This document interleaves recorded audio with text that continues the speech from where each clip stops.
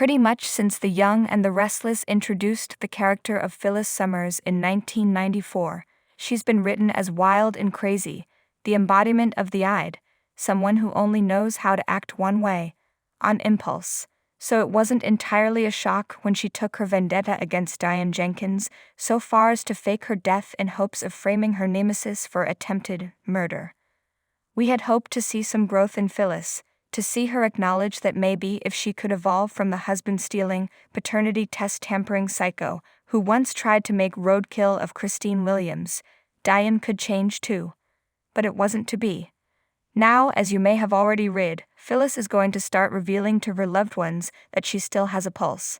As you couldn't have already read, she's likely to regret her decision, big time. The mother of all deceptions.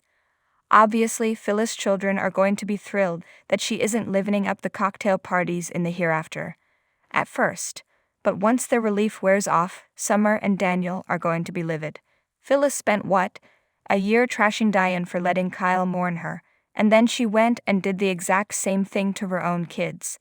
That is not going to play well. Michael and Lauren, too, were wrecked by Phyllis' demise, so if she thinks she's going to be able to pick up where she left off with them, she's in for the rudest of awakenings. We can just hear Michael now. You want me to what? Represent you as you try to convince a jury that you killed Jeremy Stark in self-defense? Honey, at this point, you couldn't convince someone looking right at you that you have two eyes. How the tables have turned, all of the above will be bad enough for Phyllis, but the worst is sure to be Deanne's reaction. First, she'll be relieved. Yay. No more murder charges. Then, she'll be pissed.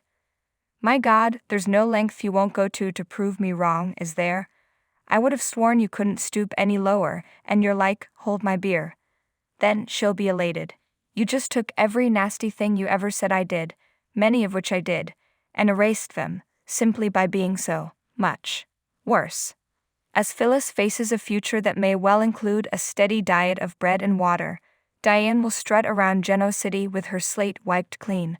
Phyllis was wrong when she said that Diane had stolen her life. Phyllis gave it away by holding onto a grudge too tightly to let even those who love her embrace her. Now she's poised to pay the ultimate price: ostracism.